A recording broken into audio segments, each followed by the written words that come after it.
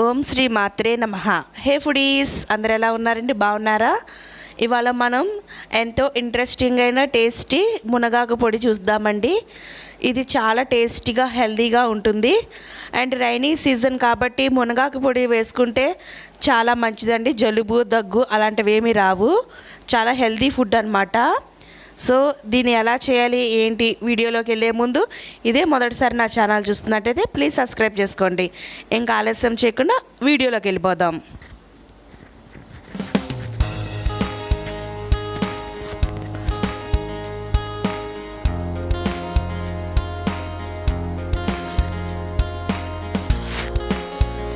So వీడియోలోకి అయితే వచ్చేసామండి. దీనికి కావాల్సిన మెయిన్ ఐటెం మునగాకు, అలాగే వెల్లుల్లిపాయలు, ఎండుమిరపకాయలు, కొంచెం చింతపండు. మునగాకు లేతదైనా సరే ముదురుదైనా సరే తీసుకోండి. లేతదైతే కాడలు చిన్న చిన్న కాడలు ఉన్నా పర్వాలేదు, ముదురుదైతే మాత్రం కాడలు తీసేసుకోవాలండి, లేదా కొంచెం టేస్ట్ మారుతుంది. అలాగే పచ్చిపప్పు, ఇంగువ, మినప్పప్పు, ధనియాలు. సో ప్రాసెస్ స్టార్ట్ చేద్దామండి. ఫస్ట్ అయితే స్టవ్ వెలిగించుకొని బాండీ పెట్టుకుందాం. ఇందులో ఒక టేబుల్ స్పూన్ ఆయిల్ వేసుకుందామండి. దీనికి ఎక్కువ ఆయిల్ అవసరం లేదు, కొంచెం ఆయిల్ చాలు. ఒక టేబుల్ స్పూన్ ఆయిల్ వేసుకుందామండి. అలాగే ఫస్ట్ ఒక టేబుల్ స్పూన్ పచ్చిపప్పు వేసుకుందాం. చిన్న టీ స్పూన్ కాదండి, టేబుల్ స్పూను. ఒక టేబుల్ స్పూన్ పచ్చిపప్పు వేసుకుందామండి. అలాగే ఒక టేబుల్ స్పూన్ మినప్పప్పు వేసుకుందాం. ఇవి రెండు కొంచెం ఫ్రై అవ్వాలండి, మంచి అరోమా రావాలి. సో కొంచెం ఫ్రై అవ్వాలి. ఈ మునగాకు చాలా మంచిదండి. ఈ రైనీ సీజన్ బాగా చలిగా ఉంటుంది కాబట్టి రోగాలు వస్తాయి కాబట్టి ఇది చాలా హెల్తీ ప్రోటీన్ అన్నమాట. ఇది ఒంట్లో కొంచెం వేడిని వస్తుంది.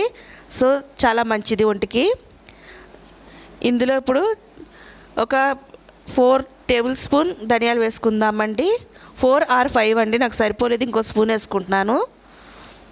సో ధనియాలు చాలా మంచిదండి ఒంటికి. మునగాకు బాగా వేడి కాబట్టి అంత వేడి అవ్వకుండా నార్మల్ స్టేజ్లో ఉంచుతుంది అనమాట ధనియాలు, అందుకని ధనియాలు వేసుకుంటున్నాను. అలాగే ఒక 10 వెల్లుల్లిపాయలు వేసుకుంటున్నానండి. వెల్లుల్లిపాయ రెబ్బలు 10 వేసుకున్నాను. మీకు వెల్లుల్లిపాయ రెబ్బలు ఆప్షనల్ మాత్రమేనండి, నేను టేస్ట్ కోసం వేసుకున్నాను. మీకు ఇష్టం వెల్లుల్లిపాయలు ఇష్టం లేకపోతే స్కిప్ చేసేయండి. అలాగే కొంచెం చింతపండు అండి.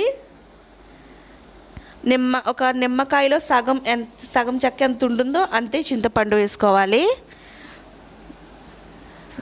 సో కొంచెం బాగా ఫ్రై అవ్వాలి, మంచి అరోమా రావాలండి. ఇప్పుడు ఇందులో ఎండుమిరపకాయలు వేసుకుందాం. నేను ఒక 10 కాయలు వేసుకున్నానండి. ఇవి కొంచెం బాగానే ఉన్నాయి కారం. మీరు కారం ఎంత తింటారో దాన్ని బట్టి వేసుకోండి, ఎందుకంటే ఇందులో ఇంకా కారం ఏం యాడ్ చేయట్లేదు, ఓన్లీ ఎండుమిరపకాయలతో మీకు కారం రావాలి. ఇవి కొంచెం ఫ్రై అయినాయి కదండి. ఇప్పుడు ఇందులో మునగాకు వేసేసుకుందాం. మునగాకు వేసుకుంటున్నానండి. ఇది మీకు కొలతల్లో చెప్పాలంటే ఒక కట్ట మునగాకు అనుకోవచ్చు. సో లేత కాడలైతే పర్వాలేదండి, బాగా ముదురు కాడలైతే మాత్రం తీసేసుకొని ఒకసారి వాష్ చేసుకుని ఫ్యాన్ కింద ఆరబెట్టుకోండి, సరిపోతుంది. సో ఇవి కొంచెం బాగా ఫ్రై అవ్వాలి. ఫ్రై అయిన తర్వాత స్టవ్ ఆఫ్ చేసుకుని చల్లారబెట్టుకుందాం.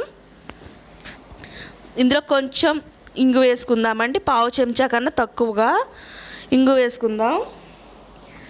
మీకు ఇంగు ఇష్టం లేకపోతే నో ప్రాబ్లం, దాన్ని కూడా మీరు స్కిప్ చేయొచ్చు. కానీ ఇంగు ఫ్లేవర్ బాగుంటుందండి. చిన్నులపాయలు వేస్తారు కదా, మళ్ళీ ఇంగు ఏంటి అనుకోవచ్చు, కానీ దేని టేస్ట్ దాంది.